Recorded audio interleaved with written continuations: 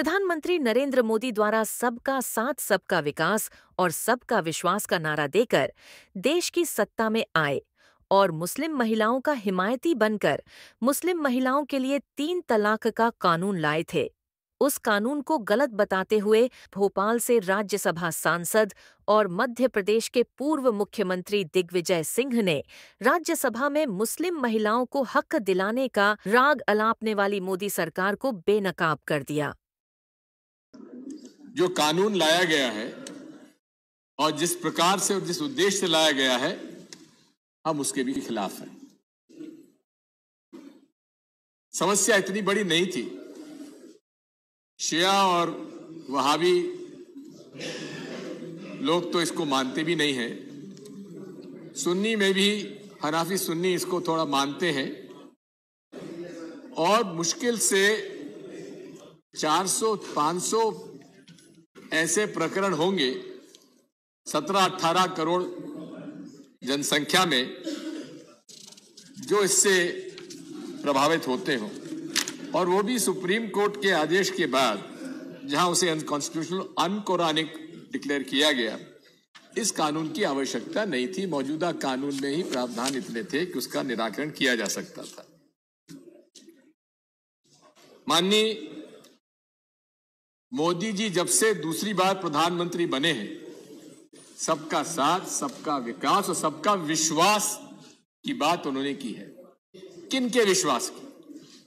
उन्होंने अपने भाषण में कहा है कि अल्पसंख्यकों के विश्वास पर हमें लेना चाहिए। क्या इस कानून को अल्पसंख्यक समुदाय के लोगों से चर्चा करके उनको विश्वास में लिया गया? किससे चर्चा की? किसके साथ विश्वास में आपने लिया? हम जानना चाहेंगे। मैं इतना जरूर आपसे कहता हूं कि आपका एजेंडा, उसकी मैं तारीफ भी करता हूं। जब से संघ का गठन हुआ तब से लेकर आज तक आपने अपने उद्देश्य की पूर्ति से आप कहीं भी विचलित नहीं हुए। आज भी उसी लाइन पर चले हुए हैं। उसके लिए मैं आपकी प्रशंसा भी करता हूं।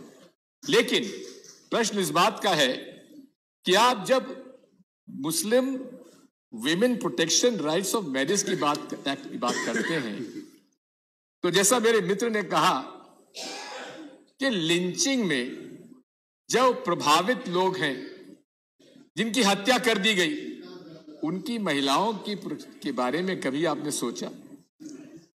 2002 में गुजरात के राइट्स में खुलेआम गर्भवती महिला के पेट में तलवार भोंककर उसके बच्चे को काट डाला। उसके बारे में आपने कभी बात कही? तब कहा गया था आपका ये मुस्लिम महिलाओं के प्रति प्रेम कहा गया था? ये शुद्ध रूप से राजनीतिक दृष्टि से आप बात करते हैं। मैं आपसे कहना चाहता हूं, ठीक बात है, मैंने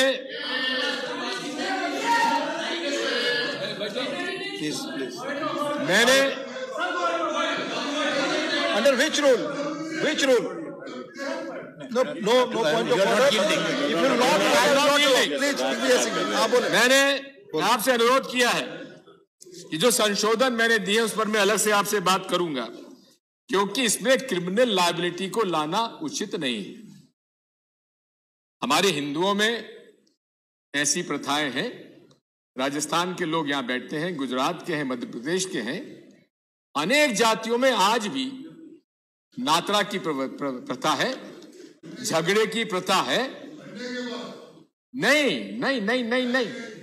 प्लीज आपस में बात करें। मेरे पास प्रमाण है माथुर साहब, मेरे पास प्रमाण है। नातरा क्या होता है? ना please, I am not yielding sir. नातरा क्या होता है?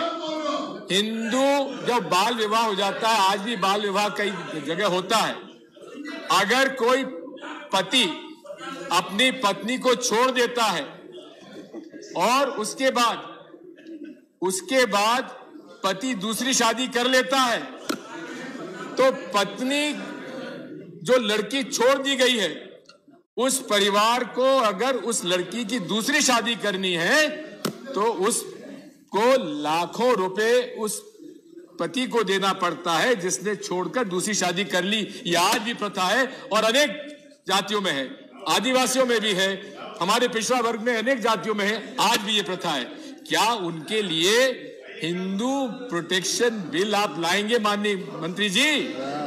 मैं आपसे पूछना चाहता हूं, मैं ये भी आपसे पूछना चाहता हूं कि जिस प्रकार से ये झगड़ा दिया जाता है लाखों रुपए का, और यही नहीं है, जब झगड़ा नहीं देते हैं तो पंचायत बिठाई जाती है और पंचायत में दलाल लोग बीच में आ जाते हैं और दलाल लोग बीच में आकर सौदा करते हैं और नहीं पटाने पर उनकी फसल उजाड़ देते हैं, जला देते हैं, घर जला देते हैं। उनके क्या हिंदू महिलाओं के मैरिज राइट्स एक्ट पर भी आप कानून लाने के लिए हमें बताएंगे? माननीय, मैं अनुरोध ये भी करना चाहता हूं कि आज लाखों महिलाएं हैं हिंदुओं की जो बिना डिवोर्स के, बिना किसी कानून के अबंडन कर दी गई, छोड़ दी गई हैं। 2 मिलियन, 20 लाख, लगभग 20 लाख हिंदू महिलाएं हैं इस देश में, जिनके लिए आप कानून लाएंगे क्या माननीय मंत्री जी? या केवल हिंदू मुसलमानों में झगड़ा खड़ा करने के लिए इस प्रकार के आप कानून लाएंगे? मैं आपसे पूछना चाहता हूं, मैं आपसे कहना चाहता हूं, कानूनन रूप से मेरे विद्वान लोगों ने काफी बातें कही हैं। जब तलाक इद्दत यदि गैरकानूनी हो चुका है तो फिर इस प्रकार के कानून लाने का क्या औचित्य है? मैं नहीं समझ पाया हूं। मैं तो आपसे यह भी कहना चाहता हूं माननीय मंत्री जी, आप आज की भारतीय जनता पार्टी में वरिष्ठतम नेता हैं। कई आपसे कनिष्ठ लोग आपसे ऊपर चले गए।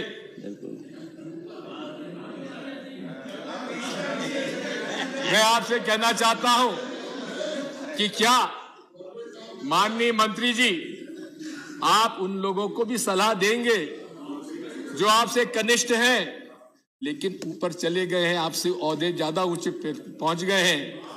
प्रथम सेवक से भी आप कहेंगे कि प्रथम सेविका को भी न्याय दिलवाएं? धन्यवाद। श्री रामदास अठावले।